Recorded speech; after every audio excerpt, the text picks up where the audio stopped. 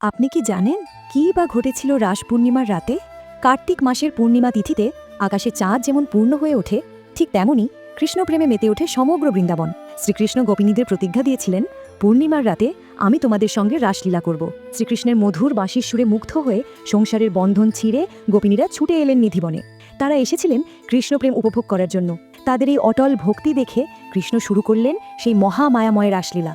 যমুনার তীরের চাঁদের আলোয় সুরের স্রোতে গোপিনীরা নাচতে লাগলেন তার সঙ্গে। কিন্তু যখনই শ্রীকৃষ্ণ তাদের অধীন বলে ভেবে গোপিনীদের মন গর্ব অহংকারে পূর্ণ হলো, তখনই শ্রীকৃষ্ণ রাধাকে নিয়ে গোপিনীদের মধ্য থেকে অন্তর্ধান হয়ে গেলেন। সেই মুহূর্তে তারা বুঝলেন, ভগবানকে নিজের সম্পত্তি ভাবা নয়, তাকে পাওয়া যায় কেবল নিষ্কাম ভক্তি ও আত্মসমর্পণের মাধ্যমে। তখন গোপিনীবৃন্দ একাগ্রচিত্তে শ্রীকৃষ্ণের স্তুতি করতে শুরু করেন। অবশেষে শ্রীকৃষ্ণ তাদের ভক্তিতে তুষ্ট হয়ে ফিরে এলেন, আর যতজন গোপিনী ততজন কৃষ্ণরূপে প্রকাশিত হলেন। তার প্রতিশ্রুতি পূর্ণ হলো। এই জন্যই প্রতি বছর পালিত হয় রাস পূর্ণিমা। আপনি যদি প্রভু শ্রীকৃষ্ণের ভক্ত হন, তবে চ্যানেলটিকে সাবস্ক্রাইব করুন।